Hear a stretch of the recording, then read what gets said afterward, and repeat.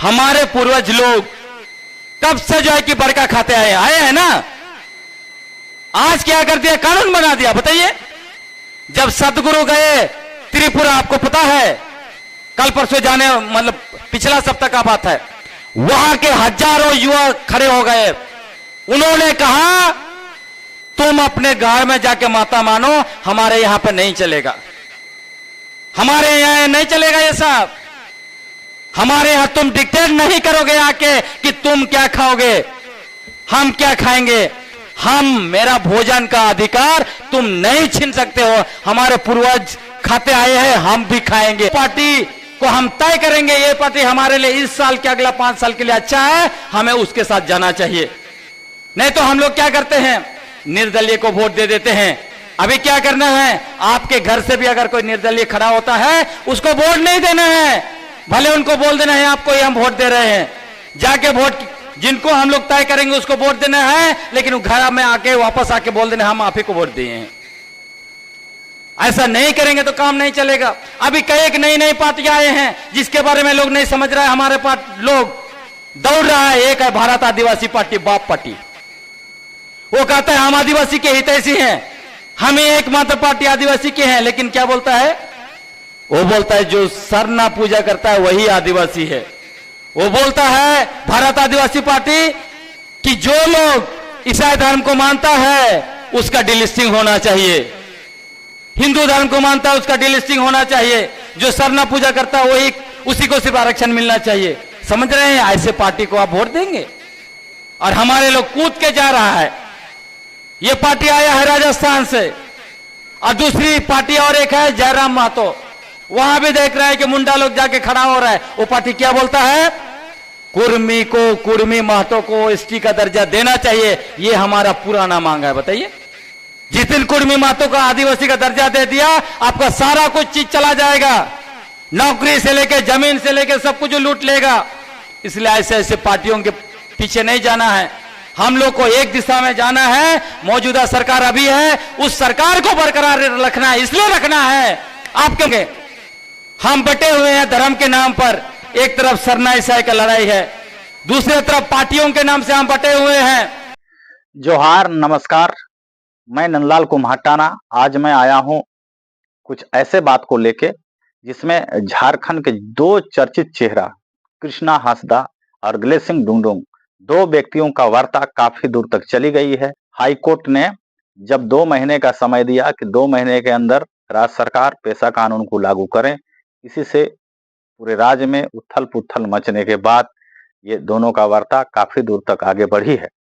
आप दोनों में बातों को देखें कि दोनों में बुद्धिजीवी कौन है और बुद्धूजीवी कौन है, कौन समाज को गुमराह कर रहे हैं और कौन समाज को सही दिशा पे ले जा रहे हैं। इनकी बातों को आप तुलना करें।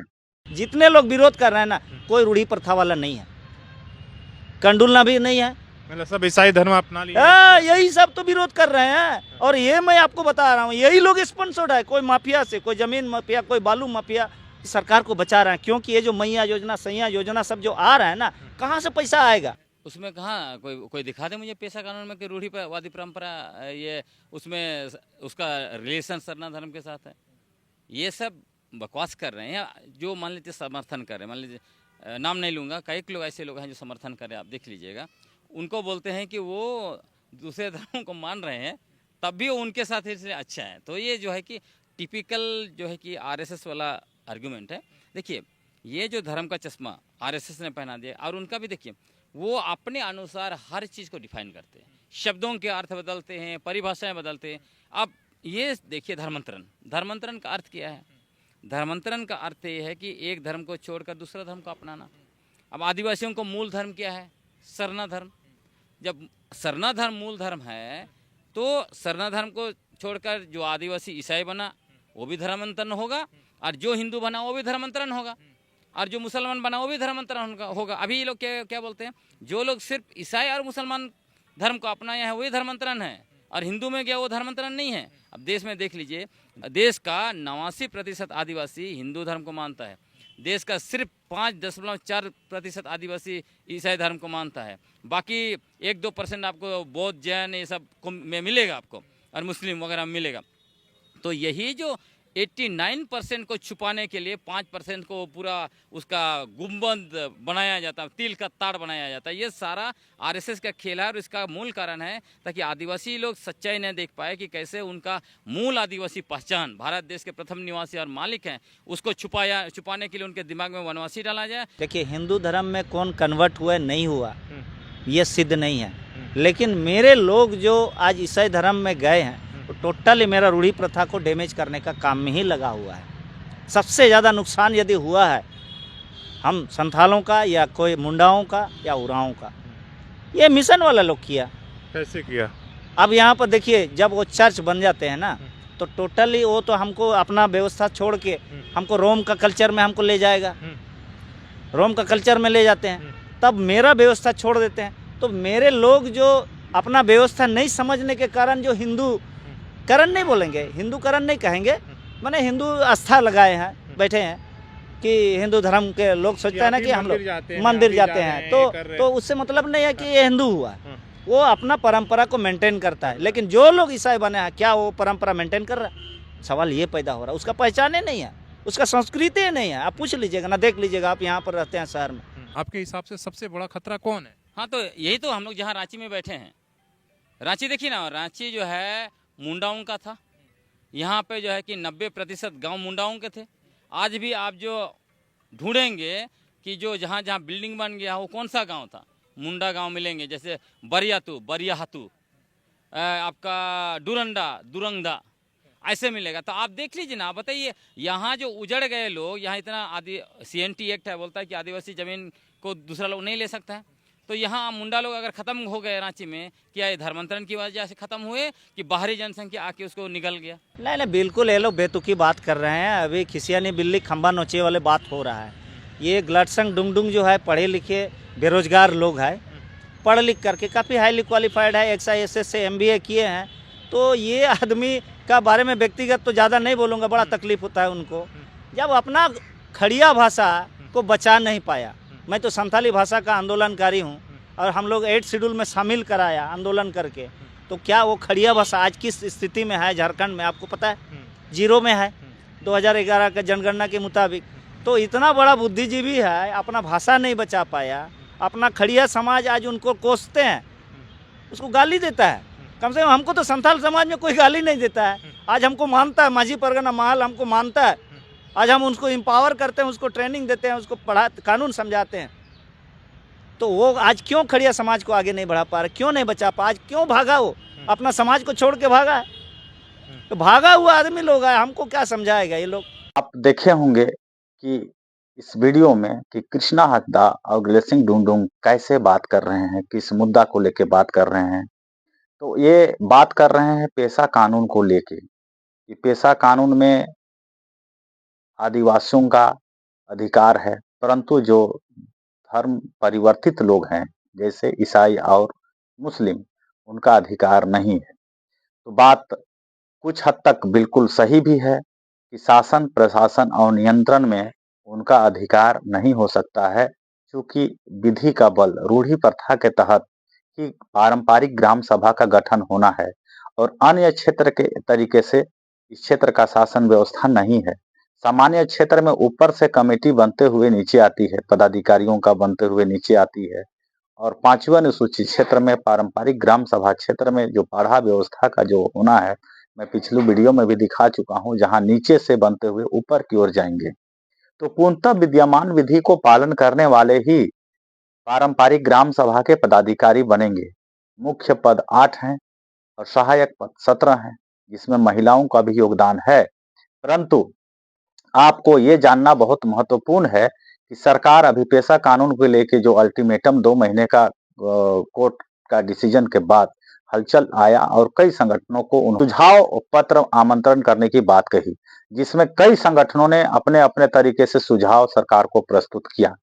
लेकिन क्या जितने भी संगठन जो सुझाव दिए हैं, क्या सही सुझाव दिए हैं या गलत सुझाव दिए हैं, तो सरकार का अंदर का चीज है। लेकिन आपको जानना ये महत्वपूर्ण है कि सरकार तो यहाँ पर है ही नहीं, चूंकि 5वीं अनुसूचित क्षेत्र में कार्यपालिका शक्ति का विस्तारीकरण ही नहीं है, यानी इस क्षेत्र में DC का होना नहीं है, इस क्षेत्र में कोर्ट का भी होना नहीं है, इस क्षेत्र में आपका वीडियो का होना नहीं है, ब्लॉग का होना नहीं है, कार्यपालिका के लोग कैसे ये पेशा कानून को लागू करेंगे? यहाँ पर ही लोग गुमराह हो रहे हैं सिर्फ कि सरकार ये करेगी वो करेगी, और सरकारें पेशा कानून के नाम पे लोगों को ढकेल दिया और सारा बहाली यहाँ पर ही बाहरी लोगों को देने का काम कर रही है। अभी फिलहाल आप लोग देखे होंगे असिस्टेंट प्रोफेसर की नियुक्ति, जिसमें 33 वैकेंसी थी और उसमें 32 बाहरी लोगों को हुआ। इस मुद्दे पे क्या झारखंड के लोग, क्या यहाँ के जितने बुद्धिजीवी जो अपने आप को सरकार के प्रवक्ता मानते हैं, जो अपने आप को सरकार का समर्थक मानते हैं, और सरकार बनाने में यानी चुनाव में इनका बहुत जबरदस्त रोल होता है। ये सरकार को बनाओ, ये सरकार को गिराओ, ये लोग फुटकटवा हैं, ये लोग ये हैं वो हैं, कई तरह की बातें करते हैं। साथ ही आज आपको पूरे जानना होगा, चाहे आप ईसाई धर्म से बिलोंग करते हैं या हिंदू धर्म से बिलोंग करते हैं या मुस्लिम धर्म से बिलोंग करते हैं, क्योंकि आपका अधिकार जमीन से जुड़ा होता है। संविधान के अनुसार आपको भारत के मालिक मूलवासी को बनाया गया है, आदिवासी को बनाया गया है, आपको अधिकार दिया गया है, लेकिन आपका संविधान के प्रति या संविधान को नहीं जानना ही आपका मूल विनाश के कारण होंगे। क्योंकि संविधान के अनुसार आप अगर चलते हैं तो आप जल जंगल जमीन का मालिक बने रहेंगे। आपको सारा अधिकार मिला है, लेकिन आपके गांव में मिला है। आप अपने गांव में आदिवासी हैं, अगर गांव छोड़ के अगर कहीं दूसरे जगह जिले पे घर बनाए हैं तो आप एसटी हैं, और अगर आप राज्य से बाहर आप चले गए हैं तो एसटी से भी आपको बाहर रखा गया है। इस बात को आपको ध्यान में रखना चाहिए। तो हम आपको समय समय से एसटी और आदिवासी में अंतर भी बताएंगे, हम सारना और सनातन में भी अंतर बताएंगे, हम हर एक त्योहार क्यों मनाए जाते हैं, भारत में त्योहारें कितने प्रकार के हैं, गांव में त्योहार कितने प्रकार के हैं, किस लिए मनाए जाते हैं, किस तरीके से मनाए जाते हैं, सारा चीज का समय समय से आपको जानकारी दूंगा। लेकिन आपको गुमराह होने की जरूरत नहीं है। आप संविधान को ठीक से पढ़ें और इतिहास को ठीक से जानें, क्योंकि इतिहास नहीं जानिएगा और संविधान नहीं पढ़िएगा तो वर्तमान और भविष्य की परिकल्पना करना आपके लिए कठिन होगा। समाज में कई लोग आएंगे बहुरूपीय बन के, जो कुछ लोग सरकार के प्रवक्ता होंगे, कुछ लोग राजनीतिक दल के होंगे, कुछ लोग पूंजीपतियों के होंगे, और गुमराह करते जाएंगे, गांव के आदिवासी मूलवासी को तोड़ते जाएंगे, हमारी जल जंगल जमीन में हमला होती रहेगी, हमारे बेटी बहन बर्बाद होते रहेंगे, हमारे भाइयों प्रदेश में काम करते करते वहीं हो जाएगा उनका। इस तरह से हजारों समस्या का समाधान पारंपरिक ग्राम सभा है, और हजारों समस्या का जब समाधान पारंपरिक ग्राम सभा है तो आदिवासी मूलवासी को मिल करके एक स्वर्ग गांव का निर्माण करना होगा, क्योंकि मृत्यु के बाद सभी धर्मों ने स्वर्ग दिखाया है और हमको नंगा किया है। इसलिए आपको जानना होगा कि स्वर्ग धरती में ही है और धरती गांव में ही है जहां सेफ जोन है। तो 5वीं अनुसूची क्षेत्र, 6ठी अनुसूची क्षेत्र, 2 क्षेत्र भारत के आदिवासी मूलवासी के लिए सेफ जोन है। 13(3) का क जो है पूरे भारत के सभी गांव के लिए अधिकार प्रदान करता है, और 5वीं अनुसूची क्षेत्र 10 स्टेट के लिए है। तो आपको ये जानना महत्वपूर्ण होगा कि रूढ़ी प्रथा विधि का बल जो है ये प्राकृतिक पूजकों के लिए ही है, और यहाँ का पारंपरिक ग्राम सभा जो है अभी के हालत में भले चित्र बितर हो चुका है कुछ एरिया में, कुछ गांव में, लेकिन लगभग गांव अभी भी रूढ़ी प्रथा से चलते हैं। दूसरी बात यह हुआ कि जो लोग ईसाई बन गए या मुस्लिम बन गए ये भर अलग हैं, बात सही है, क्योंकि ईसाई और मुस्लिम पूरे रूढ़ी प्रथा से दूर हैं। और जो लोग हिंदू बने हैं, तो मैं एक बात स्पष्ट कर दे रहा हूं कि हिंदू कोई बनता नहीं है, जन्म से लेकर मृत्यु तक कभी भी हिंदू बनने की परंपरा में वो नहीं जाता है। लेकिन संविधान की अज्ञानता के वजह से या इतिहास को नहीं समझने बूझने के वजह से या आधुनिकीकरण के वजह से लोग मंदिर में जा रहे हैं, कई तरह के त्योहार पूजा पाठ में लीन हैं, पाखंड ये लोग भी अपना रहे हैं, लेकिन ये लोग रूढ़ी प्रथा को समय बे समय करते हैं। तो इसीलिए कि पूरे हिंदू भारत के जितने भी हैं ये रूढ़ी प्रथा से दूर पूरा पूरी नहीं है, और स्पेशल इनको अलग विद्यमान विधि से अलग बिल्कुल नहीं है। कुछ कुछ त्योहार जैसे काफी समय से ठाकुर प्रसाद कैलेंडर को लाया गया और जितना भी मीडिया है, चैनल है, सभी में फागुन त्योहार को होली बताया गया, जबकि फागुन और होली में जमीन आसमान का फर्क है। उसी तरह दीपावली और कार्तिक को एक ही बताया गया, लेकिन दीपावली और कार्तिक में भी जमीन आसमान का फर्क है। मैं सभी त्योहारों के बारे में आपको बताऊंगा कि कौन सा त्योहार में किसकी पूजा और कैसे होती है, लेकिन आज का वीडियो में मैं ये बताने जा रहा था कि जिस तरह से कृष्णा हासदा और ग्लेसिंग डुंडुंग जी के साथ जो वार्ता हो रही है, क्या समाज को सही दिशा दोनों ले जा रहे हैं? जो पूरे चुनाव में महागठबंधन की सरकार को बनाने के लिए जीतोड़ मेहनत किए और लोगों को गाइड किए कि किसी भी वोट कटवा को वोट नहीं देना है।